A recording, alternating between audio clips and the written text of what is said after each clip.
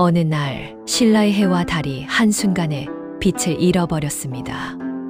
도시의 등불이 꺼진 게 아닙니다. 세상을 비추던 진짜 해와 달의 빛이 사라져 버린 것이었지요.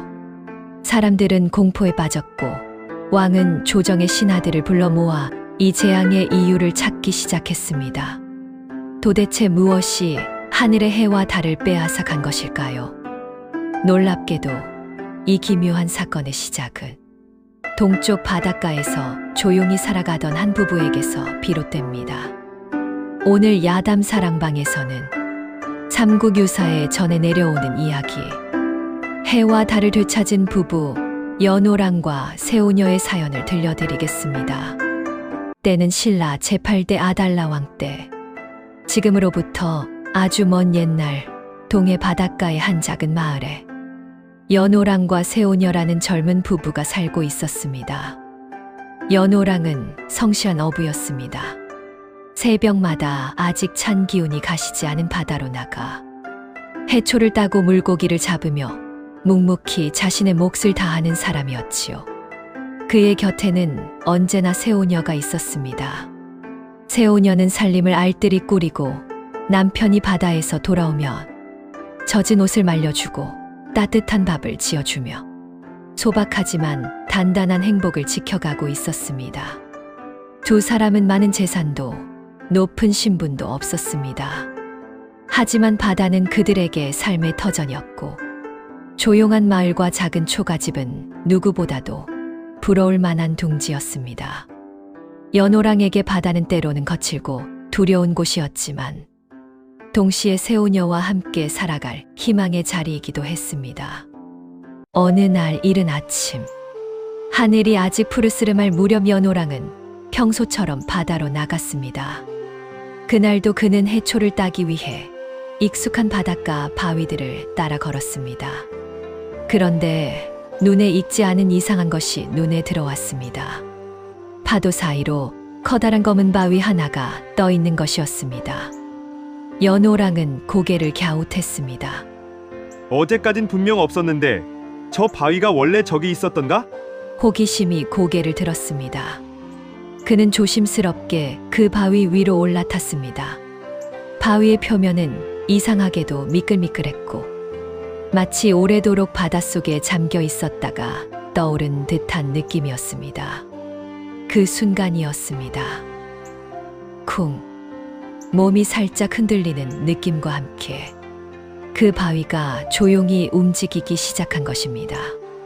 바위는 파도를 가르며 서서히 그러나 분명히 멀리 더 먼 바다 쪽으로 나아가고 있었습니다. 그가 바위에서 내려오기도 전에 이미 해안은 저 멀리 작게 줄어들고 있었습니다. 그날 동해 바닷가의 한 어부는 말 한마디 남기지 못한 채 이름 모를 먼 나라를 향해 떠나가 버립니다. 해는 서쪽으로 기울고 있었습니다. 그러나 연호랑은 돌아오지 않았습니다. 새우녀는 처음에는 오늘은 해초가 잘 안 났나 보다 하며 기다렸습니다. 하지만 해가 산 뒤로 완전히 넘어가고 어둠이 마을을 덮을 때까지도 남편의 발자국 소리는 들려오지 않았지요. 불안은 점점 커졌습니다. 무슨 일이라도 생긴 건 아닐까? 마침내 새우녀는 등잔불을 들고 집을 나섰습니다. 밤바다의 바람은 서늘했고 파도 소리는 평소보다 더 크게 들리는 듯 했습니다. 새우녀는 해안가를 따라 이곳저곳을 샅샅이 살펴보았습니다. 그러다 낯익은 물건 하나가 눈에 들어왔습니다. 모래 위에 놓인 신발 한 켤레. 연호랑이 매일 신고 다니던 바로 그 신발이었습니다. 연호랑? 새우녀의 가슴이 철렁 내려앉았습니다. 주위를 둘러보았지만 남편은 보이지 않았습니다. 그 대신 이상하게도 가까운 곳에 둥둥 떠 있는 검은 바위 하나가 눈에 들어왔습니다. 어쩐지 그 바위에서 말할 수 없는 불길함과 동시에 강한 끌림 같은 것이 느껴졌습니다. 새우녀의 마음에는 한 가지 생각이 떠올랐습니다. 혹시 이 바위가 연호랑을 데려간 건 아닐까? 그녀는 조금도 망설이지 않았습니다. 사랑하는 사람을 따라갈 수만 있다면 이국의 바다도 알 수 없는 운명도 두렵지 않았던 것이지요. 새오녀는 그 검은 바위 위에 그대로 올라탔습니다. 그러자 낮에 연호랑을 데려갔을 때처럼 바위는 다시 조용히 움직이기 시작했습니다. 모래와 파도가 점점 멀어지고 마을의 희미한 불빛도 하나둘 사라졌습니다. 그렇게 새오녀 역시 끝이 보이지 않는 바다 위에서 남편을 찾아 알 수 없는 땅으로 떠나게 됩니다. 긴 시간 동안 바다를 떠다니던 검은 바위는 마침내 어느 낯선 해안가에 닿았습니다. 그곳은 신라가 아닌 바다 건너 일본의 땅이었습니다. 해안가 사람들은 바위 위에서 내려오는 연호랑을 보고 서로 수군거렸습니다. 저 사람 범상치 않다. 바다에서 검은 바위와 함께 나타난 자라니 혹시 신이 보낸 사람은 아닐까? 이국의 사람들은 연호랑의 모습에서 이상한 위엄과 신성한 기운을 느꼈습니다. 결국 그들은 연호랑을 궁궐로 데려갔고 윗사람들 역시 그를 높이 평가했습니다. 얼마 지나지 않아 연호랑은 그곳에서 왕으로 추대되었습니다. 한편 뒤늦게 바위 위에서 도착한 새오녀 역시 사람들에게 발견되어 궁궐로 들어가게 됩니다. 그리고 마침내 낯선 궁궐 안에서 두 사람은 다시 재회합니다. 연호랑! 새오녀! 고향과 바다를 떠나 전혀 다른 땅에서 만난 두 사람. 그들이 겪었을 기쁨과 안도감은 어떠한 말로도 다 표현하기 어려웠을 것입니다. 일본 사람들은 이 신비로운 부부를 하늘이 내린 존재처럼 여겼습니다. 그래서 연호랑을 왕으로, 새오녀를 그 곁에 서는 귀한 왕비, 귀비로 삼게 되지요. 이렇게 가난했던 바닷가 어부 부부는 먼 이국에서 왕과 왕비로 살아가게 됩니다. 그런데 바로 이때 먼 바다 이쪽 연호랑과 새오녀의 고향인 신라에서는 상상도 못할 일이 벌어지고 있었습니다. 어느 날 사람들이 하늘을 올려다본 순간 모두의 입에서 탄식이 터져 나왔습니다. 빛나야 할 한낮의 해가 어두워지고 밤을 지켜주던 달빛마저 사라져 하늘은 하루 종일 끝없는 밤처럼 깜깜해진 것입니다. 궁궐 안은 더 심각했습니다. 전하, 해와 달이 빛을 잃는 것은 큰 재앙의 징조입니다. 나라가 위태로워질 것이라는 하늘의 경고일지도 모릅니다. 왕과 신하들은 날마다 회의를 거듭했습니다. 도대체 어떤 죄를 지었기에 하늘이 이토록 무서운 형벌을 내리는지 알 수 없었지요. 점술가, 무당, 승려들까지 불려와 해와 달이 사라진 이유를 점치고 기도했습니다. 그때 누군가 조심스럽게 입을 열었습니다. 동해 바닷가에 연호랑과 새오녀라는 부부가 살고 있었지요. 그들이 어느 날 바다를 건너 일본 땅으로 갔다는 소문이 있습니다. 혹시 해와 달의 신도 그 부부를 따라 떠나버린 것은 아닐까요? 사람들은 이 말을 듣고 서로 얼굴을 마주 보았습니다. 어쩌면 하늘의 해와 달은 단지 빛이 아니라 사람의 마음과 운명을 따라 움직이는 존재일지도 모른다는 두려움 섞인 생각이 들었기 때문입니다. 결국 신라는 결단을 내립니다. 왕은 사신을 뽑아 바다 건너 일본으로 보내기로 했습니다. 연호랑과 새오녀를 찾아라. 해와 달이 사라진 이유를 물어라. 그리고 우리나라에 다시 빛이 돌아올 길을 찾아오라. 그리하여 사신단은 거친 파도와 바람을 이기며 먼 항해를 떠났습니다. 오랜 항해 끝에 그들은 마침내 일본의 궁궐에 도착합니다.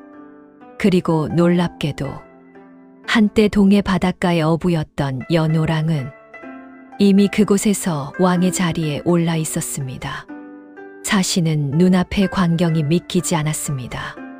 하지만 고국의 사정을 알리는 것이 먼저였습니다. 전하, 신라에서는 해와 달이 빛을 잃었습니다. 사시는 신라의 하늘이 어떻게 어두워졌는지, 사람들이 어떻게 두려움에 떨고 있는지 하나하나 자세히 전했습니다. 연호랑은 굳은 표정으로 그 말을 들었습니다. 그리고 곁에 있던 새오녀의 얼굴도 점점 심각하게 굳어졌습니다. 신라에 그런 일이 두 사람의 가슴 속에는 고향을 향한 그리움과 책임감이 함께 밀려왔습니다. 잠시 후 새오녀가 조용히 입을 열었습니다. 부디 저에게 시간을 조금만 주십시오. 새오녀는 자리에서 일어나 한쪽 방으로 들어갔습니다. 그곳에는 그녀가 고향을 떠나온 뒤에도 늘 곁에 두고 있던 배틀이 있었습니다. 새오녀는 깊게 숨을 들이켰습니다. 그리고 실타래를 손에 쥐고 고향의 하늘과 바다를 떠올리며 배틀을 움직이기 시작했습니다. 사각, 사각, 실이 얽히고 풀리며 한 폭의 비단이 짜여 나갑니다. 얼마 후 새오녀는 정성껏 짜낸 비단 한 피를 조심스럽게 두 손에 들고 사신 앞에 나타났습니다. 이 비단을 가지고 돌아가십시오. 해가 떠오르는 동쪽 바닷가의 높은 바위 위에서 이 비단을 바치고 하늘에 제사를 올리십시오. 그러면 사라졌던 해와 달의 빛이 다시 신라를 비추게 될 것입니다. 사신은 고개를 숙이며 물었습니다. 그렇다면 두 분은 함께 돌아오시지 않겠습니까? 연호랑과 새오녀는 잠시 서로를 바라보았습니다. 그리고 새오녀가 조용히 미소 지으며 말했습니다. 우리는 이미 이 땅의 왕과 왕비가 되었습니다. 몸은 이곳에 머물러야 할 운명이지만 우리의 마음만은 언제나 신라를 향해 있을 것입니다. 사신들은 새오녀의 비단을 품에 안고 다시 거친 바다를 건너 신라로 돌아왔습니다. 그들이 도착하자 왕과 신하들은 한마음으로 동해 바닷가로 향했습니다.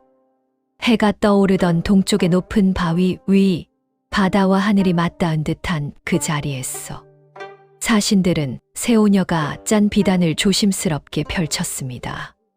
향을 피우고 재물을 올리고 하늘을 향해 깊이 절을 올렸습니다. 하늘이시여, 우리의 잘못이 있다면 꾸짖으시되 다시 한번 이 땅을 비추어 주소서. 그 순간 긴 밤처럼 내려앉아 있던 어둠이 아주 조금씩 아주 천천히 거쳐가기 시작했습니다. 구름 사이로 희미한 빛이 비치더니 이윽고 하늘 저편에서 붉은 해가 다시 떠올랐습니다. 밤이 되자 한동안 모습을 감추었던 달도 수줍은 얼굴을 내밀듯 은빛을 띠며 하늘에 걸렸습니다. 사람들은 하늘을 올려다보며 탄성을 질렀습니다. 해다! 달이 돌아왔다.